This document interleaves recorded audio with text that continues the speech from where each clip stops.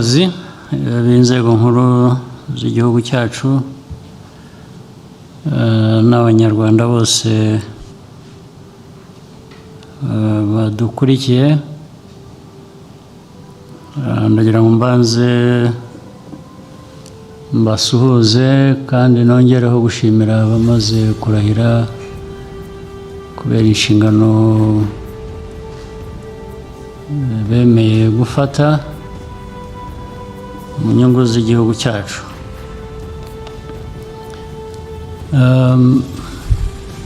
Biba kenshi rero ni ibisanzwe abanyarwanda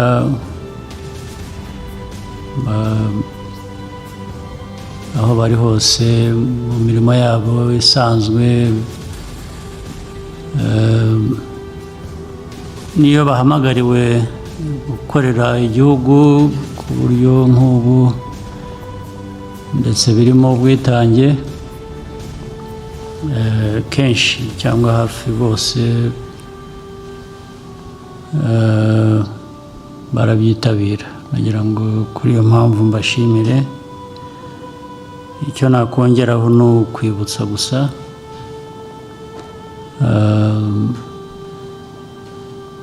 inshingano nk'izi n'iz'abandi benshi bamaze kunyura aha, ni inshingano dukwiriye gufata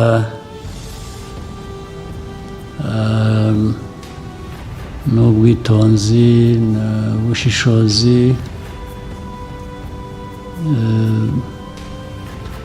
cyane cyane ko izo nshingano icyo zidusaba ni ugukorera abanyarwanda bose, nta n'umwe dusize inyuma, tukabakorera ku buryo bwose bushobotse, ubwo dushoboye, bijyanye n'amikoro igihugu gifite cyangwa andi gishobora gukomeza gushakisha hirya no hino. Kenshi ubwo ndagira ngo mbonere umwanya guhanura, kenshi abantu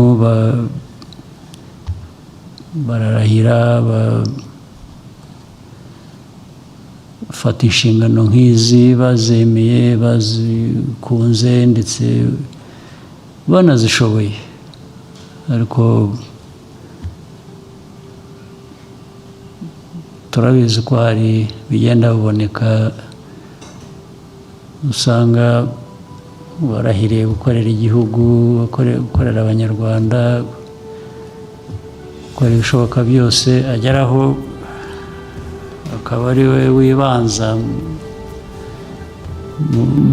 muri izo nshingano, agakora ibimureba kurusha ibireba igihugu nk'uko biba byarahiriwe. Uwo ni umuco tugenda turandura iyi myaka yose, ni umuco wari warabaye karande ku politiki twagiye turandura muri iyi myaka nka 30 ishize. Ntabwo byaba ubu rero bishobora kwihanganirwa gusubirwamo ku bakozi bafite inshingano ziba ziremereye nk'izi, ziba zireba igihugu cyose. Ariko iteka abantu ni abantu,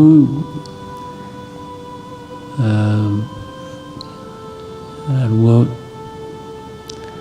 dusanga abantu bamwe babigiyemo, ariko iyo abantu bagiye muri ibyo ngibyo ugahanura, ugasubiramo, ukerekana ibitari byo, kandi uzi ngo baranabizi ahubwo babyirengagije gusa, ubundi ugenda ubakebura, ubundi ntabwo bikwiye kuba bisubirwamo kenshi, bigeraho abantu bagafata umurongo. Ariko ndavuga iyi myaka yose ku gice kinini byari bimaze gufata umurongo, hari abantu bake bakomeza kutabyuzuza, ariko icyangombwa ni uko twese dufatanije n'inzego zose dukwiye gukomeza kubagorora no kubagarura mu nzira. Icyo gihe iyo umuntu wamuhaye amahirwe nk'ayo yabonye ikibazo cy'ubuntu kuba umuntu noneho bigeraho bikaba guhitamo ibitari byo, kandi ibiri byo bihari bizwi. Ndibwira rero ko mwebwe abaminisitiri cyangwa abandi bashinzwe izindi nzego mu buryo butandukanye maze kuturahira imbere, ndagira ngo mbibabwiye mwebwe ubwanyu hano, binabanyuzemo bikagera no ku bandi bose, twakomeza tugatera intambwe. Iza minisiteri rero, abaminisitiri bamaze kurahira, yaba Patrice Mugenzi, yaba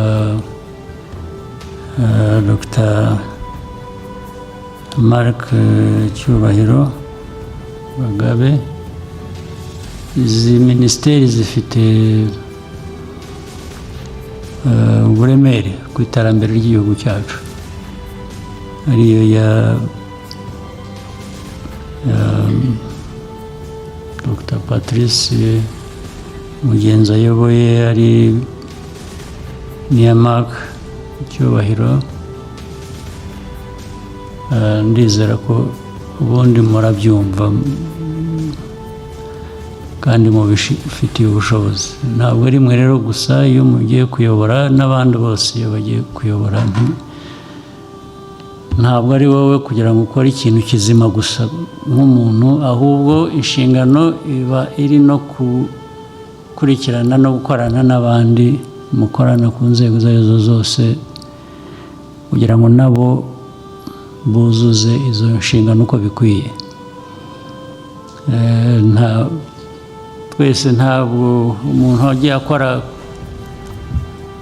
ku giti cye akumva we yujuje ibyangombwa ari umwere, ntabwo bikunda, kubera ko iyo uri umuyobozi bijyana n'iby'abandi bose uyobora bakora. Ntabwo wagira umuyobozi mwiza ngo ugire abayobora babi, ntabwo bikunda, haba hari ikituzuye. Gukurikirana ibyo dushinzwe, ukareba ko ibintu bikorwa uko bikwiye. Aho ngaho dukunze kuhagira intege nke mu mikorere, uko njya mbibona. Murebe rero uko mwafasha kubizamura, tureke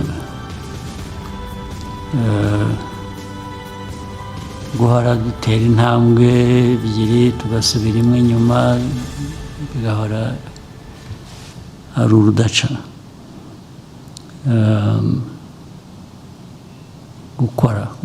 Gukurikirana, ko n'abandi bashinzwe ibindi babikora. Icyo ni ikintu cyangombwa, ngisubiyemo inshuro nyinshi, nzakomeza kugisubiramo. Ariko na bamwe bavuga ko hari ubwo batinya gukora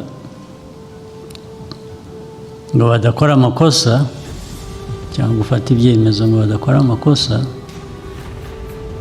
Kudakora no kudafata ibyemezo ubwabyo ni amakosa, nta amakosa bayahungiye. Rero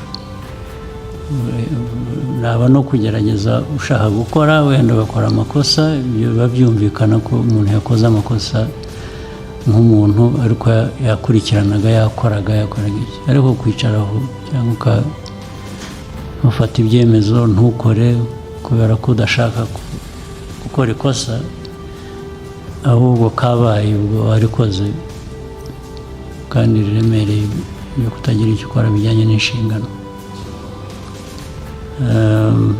Ikindi narangirizaho ni cy'urwenya gusa, kugira ngo mu minsi ishize hari amazina agenda aza mu bo tuha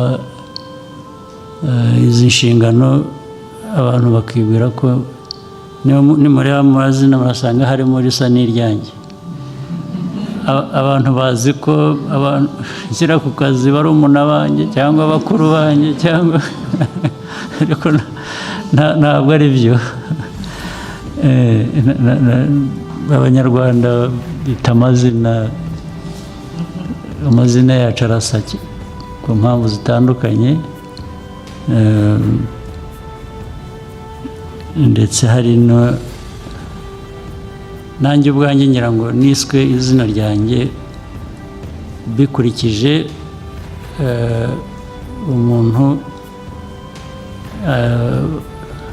wari uzwi cyangwa wari ubanye n'abanyitse izina. Hari n'abashobora kwita izina umuntu wenda ari igihe bahereye ku ryanjye, ntabwo bivuze ko tuva mu muryango umwe, ko nahaye umuntu akazi kubera ko tugira icyo dupfana, ntabwo ari byo. ngira ngo mpanagure iyo confusion iriho, naho ibindi birazwi, ngira ngo dukomeze tugerageze gukora uko bishobotse, guteza igihugu cyacu imbere, kandi dukorane, inzego zigomba gukorana, abantu bagomba gukorana, nta muntu ukora wenyine. Ngira ngo rero birumvikana, ibisigaye mbifurije akazi keza, hanyuma ibindi tuzaba duhura muri ako kazi nyine. Murakoze.